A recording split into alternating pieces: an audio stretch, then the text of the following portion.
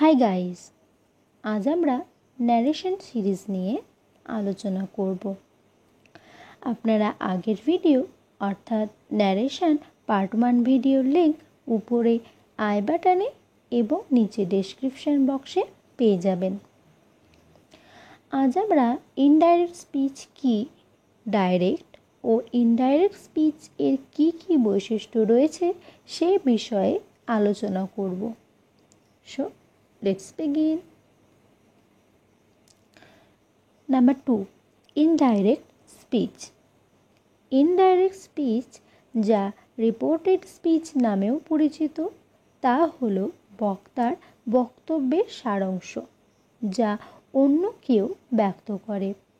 অর্থাৎ indirect speech হলো যে বাক্যে বক্তা যা বলে তার সারাংশ থাকে, কিন্তু বক্তা নিজে বলে না, অন্য কেউ বলে। Example number 1, he told his friend that he liked sweets very much. Number 2, the teacher said to sit down. তাহলে তোমরা দেখতে পাচ্ছ যে এখানে বক্তার বক্তব্যের সারাংশ অন্য কারোর দ্বারা ব্যক্ত হয়েছে, তাই এগুলি ইনডাইরেক্ট স্পিচ। এবার আসি ডাইরেক্ট ও ইনডাইরেক্ট স্পিচ এর বৈশিষ্ট্য নিয়ে আলোচনাতে। ডাইরেক্ট স্পিচের বৈশিষ্ট্য নাম্বার 1, বাক্যে কর্তার কথা অবিকল ইনভার্টেড কমার মধ্যে থাকে, অর্থাৎ যে কথাটি বক্তা নিজে বলে অন্য কেউ বলে না। নাম্বার 2, ইনভার্টেড কমার মধ্যে কথাটি ক্যাপিটাল লেটারে শুরু হয়। নাম্বার 3, ইনভার্টেড কমার আগে একটি কমা বসবে। এবার আসি ইনডাইরেক্ট স্পিচের বৈশিষ্ট্যে। নাম্বার 1, ইনডাইরেক্ট স্পিচে কোনো ইনভার্টেড কমা ব্যবহৃত হয় না। রিপোর্টিং স্পিচ এবং রিপোর্টেড স্পিচ একে অপরের সাথে কনজাংশন যেমন দ্যাট, ইফ, ওয়েদার প্রভৃতি দ্বারা যুক্ত থাকে।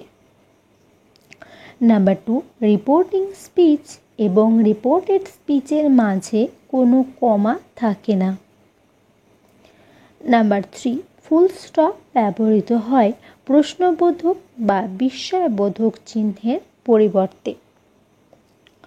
নাম্বার 4, রিপোর্টিং স্পিচ এর টেন্স আগের মতোই থাকবে। নাম্বার 5, ইনডাইরেক্ট স্পিচ এ ইন্টারোগেটিভ, এক্সক্লামেটরি এবং ইম্পারেটিভ সেন্টেন্সকে অ্যাসার্টিভ সেন্টেন্সে পরিণত করা হয়। রিপোর্টিং ভার্ব রিপোর্টেড স্পিচ অনুযায়ী পরিবর্তিত হয়। He told his friend that he liked sweets very much. উদাহরণটির told একটি রিপোর্টিং ভার্ব এবং liked একটি রিপোর্টেড ভার্ব। সেন্টেন্সের ধরন অনুযায়ী রিপোর্টিং ভার্ব ব্যবহৃত হয়, যেমন asked, offered, promised ইত্যাদি।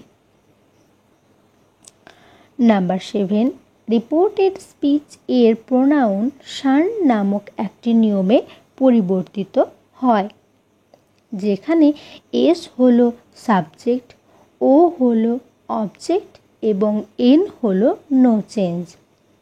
এই নিয়ম অনুযায়ী ফার্স্ট পারসন রিপোর্টিং ভার্বের সাবজেক্ট হিসাবে পরিবর্তিত হয়, সেকেন্ড পারসন রিপোর্টিং ভার্বের অবজেক্ট হিসাবে পরিবর্তিত হয় এবং থার্ড পারসনের ক্ষেত্রে কোনো পরিবর্তন হয় না। নেক্সট ভিডিওতে আমরা ন্যারেশন চেঞ্জের নিয়মগুলো নিয়ে আলোচনা করব। আপনারা ন্যারেশনের সম্পূর্ণ প্লেলিস্টের লিঙ্ক উপরে আই বাটনে এবং নিচে ডেসক্রিপশন বক্সে পেয়ে যাবেন। আর আমাদের ফেসবুক পেজের লিঙ্কও আপনারা নিচে ডেসক্রিপশন বক্সে পেয়ে যাবেন। যদি আপনাদের ভিডিওটি ভালো লেগে থাকে তো লাইক আর শেয়ার করুন আর যদি আপনাদের কোনো বিষয়ে কোনো জিজ্ঞাসা থাকে বা কোনো টপিক সম্বন্ধে জানার থাকে তো নিচে কমেন্ট করে জানান। আর আরও ভিডিও ও নলেজ পেতে অবশ্যই সাবস্ক্রাইব করুন আমার channel. Thank you and bye by.